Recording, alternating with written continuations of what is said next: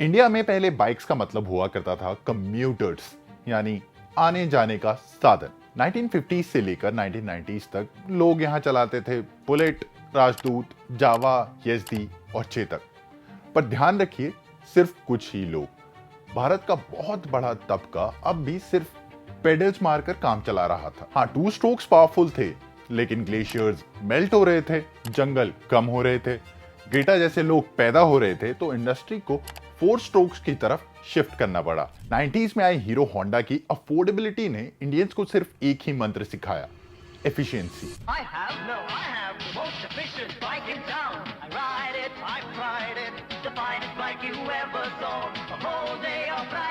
Mileage was God.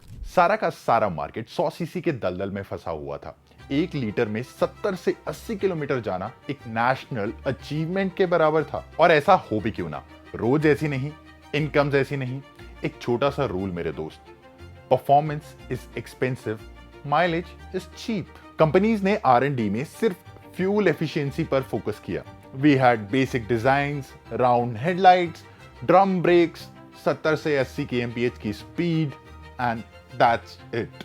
पर सन 2000 के बाद कुछ अलग होने वाला था, हिस्ट्री बदलने वाली थी। तभी एंट्री मारी बजाज की पल्सर ने।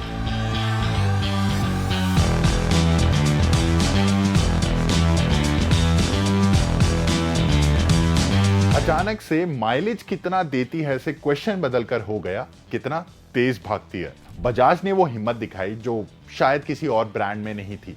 They broke the 100 CC barrier. सबसे पहले मिली हमें पल्सर 150 और उसके बाद मिली द पल्सर 180। वही गोल headlight, but every other thing was millennial. Definitely male Pulsar mania. इनके एड्स ने तो एक्चुअली इंडियंस को व्हीलीज और स्टॉपीज सिखाई हैं। Tubeless tyre, backlit switches, O-ring chains, DTSI technology. Bajaj ने हमें कुछ इंडस्ट्री फर्स्ट दिए, and from here the performance biking revolution of India started.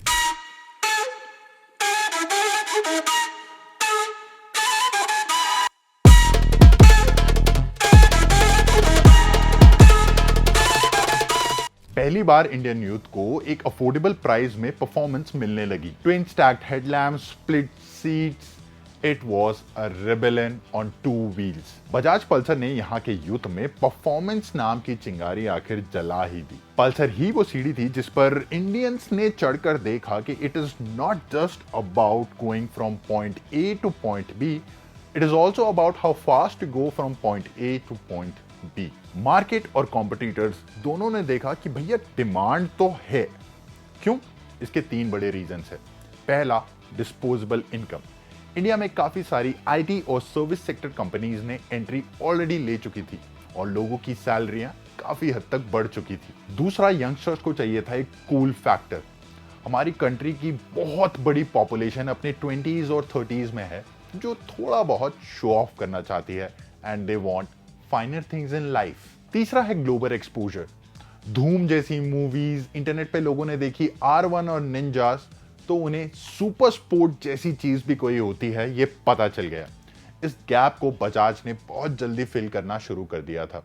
दूसरी कंपनीज ने ये देखते ही चिंगारी पर तेल डालना शुरू कर दिया। TVS ने कहा हम भी किसी से कम नहीं, इसलिए वो मार्केट में लेकर आए अपाचे, जो कि एक्चुअली में कह सकते हो इंडिया की first race inspired machine.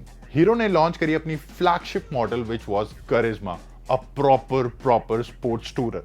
Suddenly 200 plus CCs Indians के लिए एक्सेसिबल बन गया। लेकिन 2008 में हमें सबसे बड़ा शॉक दिया यामाहा ने with its R15। Even I have one. ऐसा लग रहा था मानो अपनी RX 100 वाली पारी यामाहा दोबारा खेलना चाहता है विद R15। 150 सीसी में पूरी की पूरी सुपर स्पोर्ट्स वाली feel, fuel injection, liquid cooling, delta box frame, completely faired motorcycle, एक इंटरनेशनल लेवल का design which was miniaturised for India. Suddenly हर मिडिल क्लास लड़का अपने आप को वैलेंटिनो रॉसी समझने लग गया। एंड इसके बाद तो the scene got exploded. Bajaj ने KTM के साथ पार्टनरशिप की and we got the RC and Duke twins. Explosive power, light weight, orange trellis frame और सबसे इंपॉर्टेंट चीज, किलर प्राइसिंग। इन्हीं सब चीजों की वजह से आज हम दुनिया का सबसे बड़ा टू व्हीलर मार्केट बन चुके हैं और दुनिया में सबसे ज्यादा 300 to 500 CC single cylinder performance bikes को एक्सपोर्ट करते हैं। बजाज, केटीएम, टीवीएस, हीरो, इन सब के अलावा एक बहुत ही इंपॉर्टेंट मैन्युफैक्चरर है विच इज रॉयल एनफील्ड। इसने अपने हेरिटेज चार्म को मेंटेन करते हुए हमें परफॉर्मेंस का चस्का दिया। The royal Enfield interceptor and continental, सबसे अफोर्डेबल पैरेलल ट्विन इंजन। आज यहाँ का यूथ एक 650 पैरेलल ट्विन इंजन को भी एक बहुत ही अफोर्डेबल प्राइस में खरीद सकता है। बहुत सारे राइडिंग इवेंट्स ऑर्गेनाइज किए जाते हैं इस देश भर में, बहुत सारे राइडिंग ग्रुप्स हैं। आज लद्दाख जाना हर किसी यंगस्टर की बकेट लिस्ट में आ चुका है।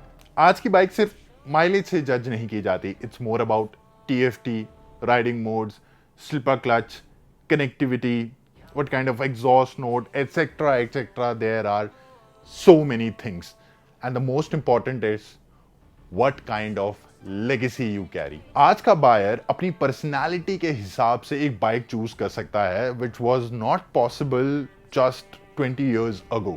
दुनिया का बड़े से बड़ा manufacturers 300 to 500 CC performance bike में इन्वेस्ट कर रहा है and I think it is all because of India.